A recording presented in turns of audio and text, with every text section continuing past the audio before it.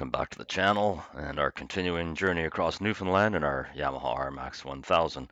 This video covers day 13 and 14, and it's a little bit longer video this time because on day 14 we met some group of guys from Nova Scotia at the gravel hill, so I did promise them that I put in some coverage of all of us playing around there, so they get a good 5-6 minutes of us at that place. Anyways, on day 13, we decided to have a little bit shorter day so we could take it easy at the B&B before we left and just get down to Corner Brook. Day 12 was a really long day, so we decided something different. We'd go down the east side of Deer Lake. We know that there's no trails once you get down to Pasadena on either side of the lake. We didn't want to go on the west side as we just been on most of those trails the day before, and it would turn into a much longer day.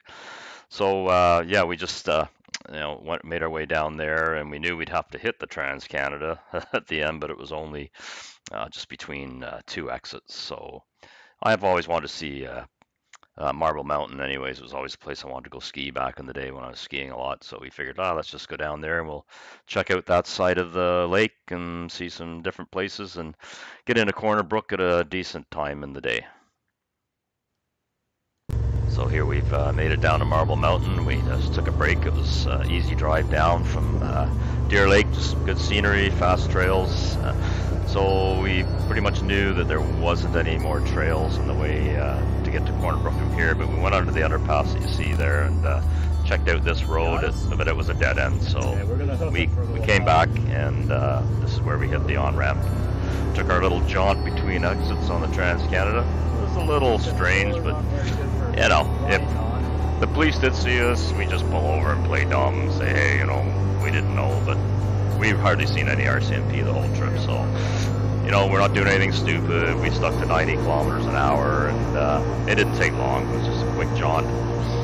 So after we get off at the following exit, it was only 5 minutes down the road. Now we were going to camp this night, Serpentine Lake. It was supposed to be a beautiful spot, but there were really bad thunderstorms forecast for that night, and we were told that it's not the best place to camp in a bad thunderstorm. So in Patrick's videos, we see that they stayed at the River's End Motel here, and so we were able to get 2 rooms for the night at the last minute, which was great. Great little place. You get a little suite inside. You get your own small kitchen. You know, couch to sit in and relax, and then a bedroom, bathroom, and super inexpensive. Great owners, so we stayed here for the night. It was a good time. Right turn. We're early, but you never know.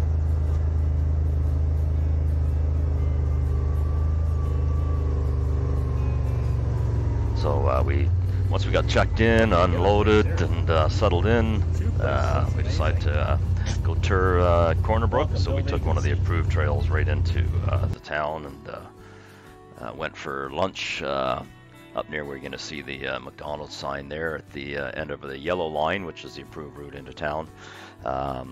We went to a place called the Brockways for lunch in the Quality Inn, a good restaurant to have lunch in, and then right beside there was the Corner Brook Plaza, so we just took a little scoot over there, and Mark and Denise went in and did a little bit of shopping, got some souvenirs for folks that we want to get souvenirs for, and just a leisurely time and nice little drive back to the motel. And then we basically just sat by the side of the river here. It was a beautiful warm day again, ordered in some pizza for dinner, had a few beers, and just really chilled for the rest of the day, and it was really nice and relaxing. So a great little spot. So day 14, we would travel from Corner Brook down to Pirates Haven in Robinson, where we'd be spending the next 3 nights in a cabin we had reserved. Here we are again. We woke up to a beautiful sunny day again, and the white line shows the approved route heading west out of town. You see the little circle there to the left where it says Sobeys, so that's right off the route. We stopped there and picked up groceries and everything we needed for the next 3 days, nights that we'd be spending at Pirates Haven. So yeah, it was a fun route out of there. You just follow the shore, nice and easy. So and then after that, we take the route down past George's Lake until we get down to Stevensville Crossing. So the first part of the video just shows us leaving Corner Brook on that mostly pavement coming out of town, and then after we get out of there, you go through a few little residential areas with the trail cutting through them until we finally start heading south. The second part of the video going by George's Lake.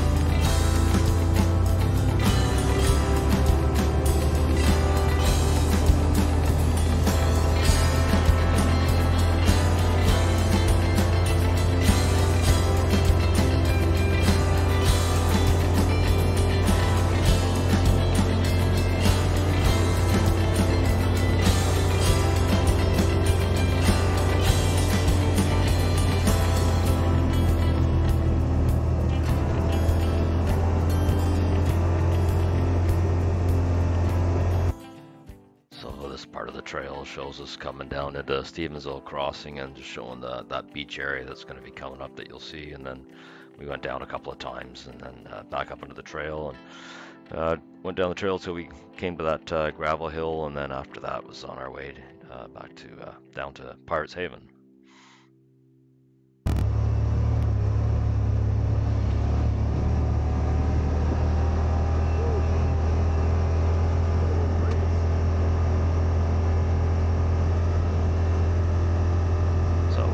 Stevensville Crossing here, and we will cross the road and go down the street for just a couple of minutes to a fairly big food mart, and we're picking up the last of our supplies for Pirates Haven. Read that as beer and some other drinks, and that's one of the main roads into Stephenville itself. And, so here we are just south of there. You can see over to the left is the trestle bridge that's not being used anymore, so you have to just go up here and cross the bridge that's on the main highway, and then on the other side of that we'll turn down and go down to the beach for a little bit down there and check it out.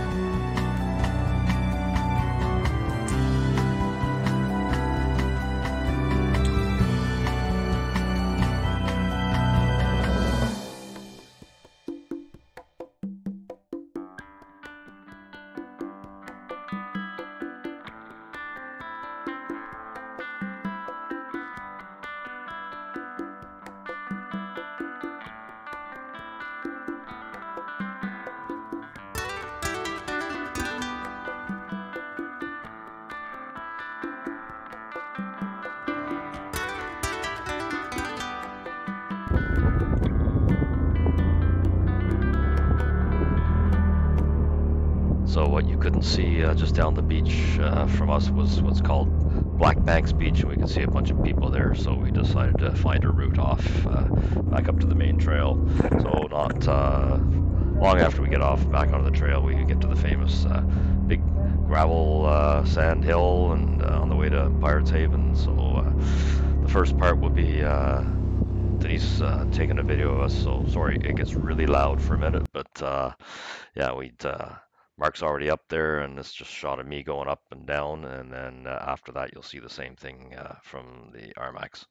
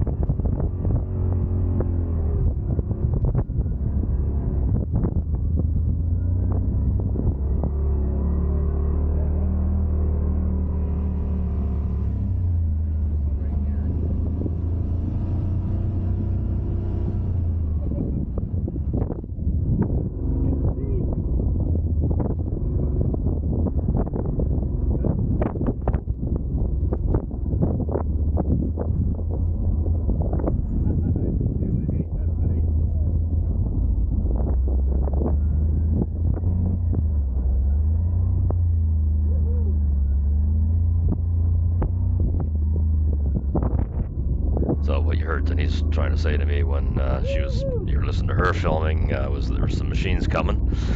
These were 4 machines that we ended up stopping and talking. As you'll see, they're a group of guys from Nova Scotia.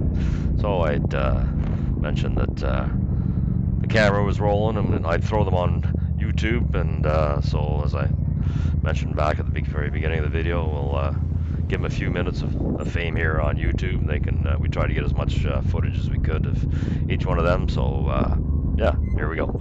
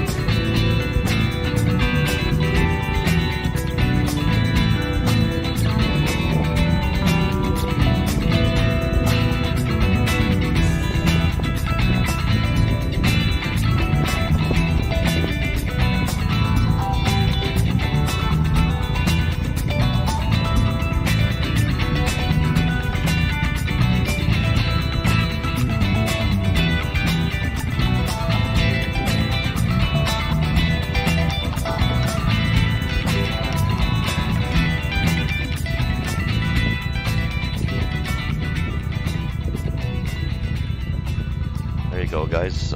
Hope the rest of your trip was safe and fun. So after we left the hill there, it's about 35 kilometers to the entrance to Pirates Haven.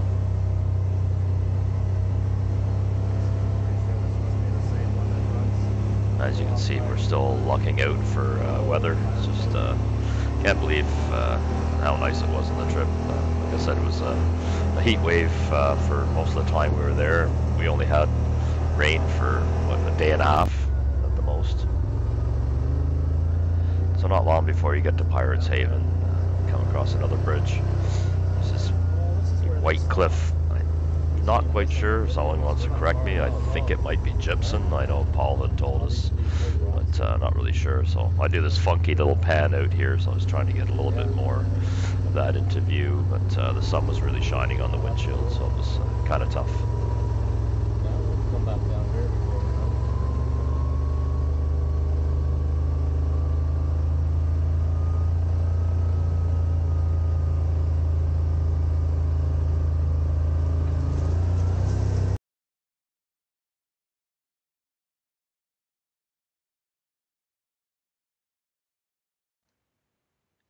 Finding the turnoff into Pirates Haven was pretty easy, as you can see by that sign. So you just head right and go up the hill.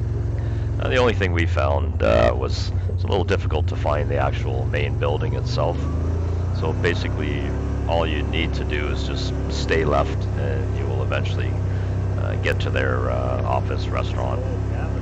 The first place you'll see is a building here, and on the way back there was a whole bunch of people camping there. So I guess you can do that, but we saw this turn off to the left here, but you don't take this one. This just goes up to the first two cabins.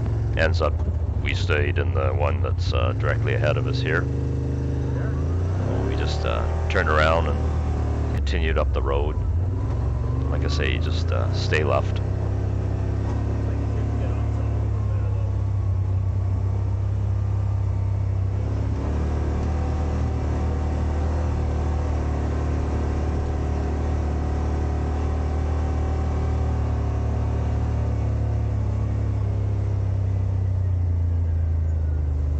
This little turn off here just goes to the third cabin, so we just continued on.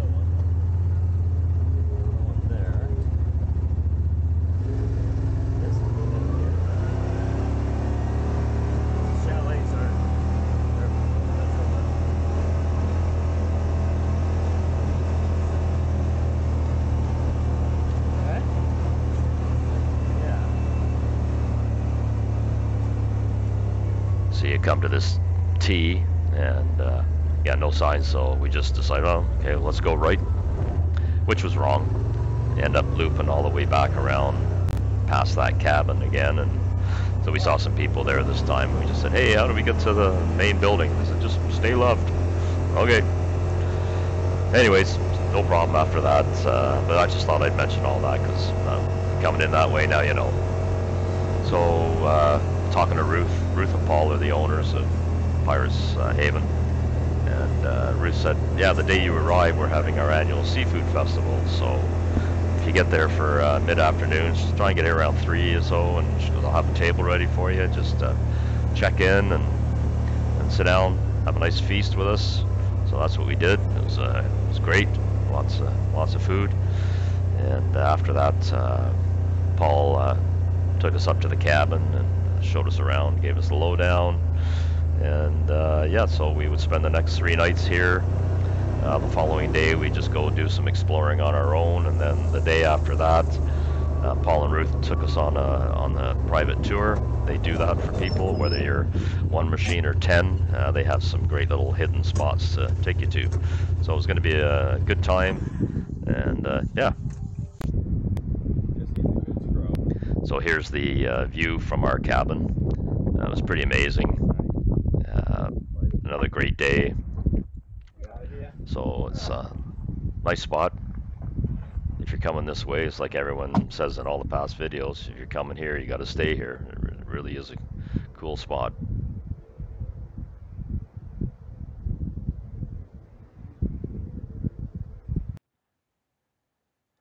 So right in front of us, this used to be tons of trees. But Paul had explained to us that the summer before, they had a lot of rain, and there was a huge, big landslide, took out all the trees, went down to the trail. He goes, the bonus thing was, he goes, it opened up and gave you this great view.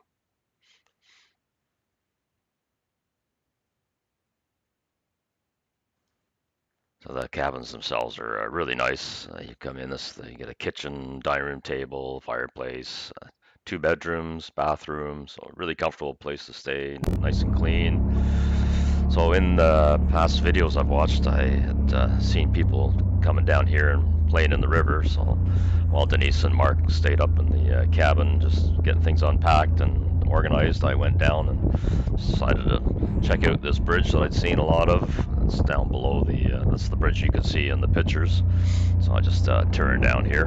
And after I do this, I went down and played in the water, just across the water, and I'd actually gone up the stony, that's pretty big stones too. I'd gone up there and went further up the river. I don't show much of that in the video, but I wanted to go to this sort of like area I could see from when we were up in the cabin, cross here, then go up and then cross again. And so I went up there and just by myself, and I went into the water a bit, and I could see some I couldn't see the rocks below the water, so I figured, well, best not be going and doing that, and not by myself. So this was the only spot that I crossed here, and so it was fun. Just played around, something to do at the end of the day, and after this, we just had dinner and just relaxed, and, chatted with the neighbors. So it's a great time, as usual. Thanks again for watching. Next couple of days we'll be doing just some shorter videos of what we did in this area before we head on from here towards the end of the trip down to Port aux Basques. Again, thanks for watching, and we'll see you on the next one.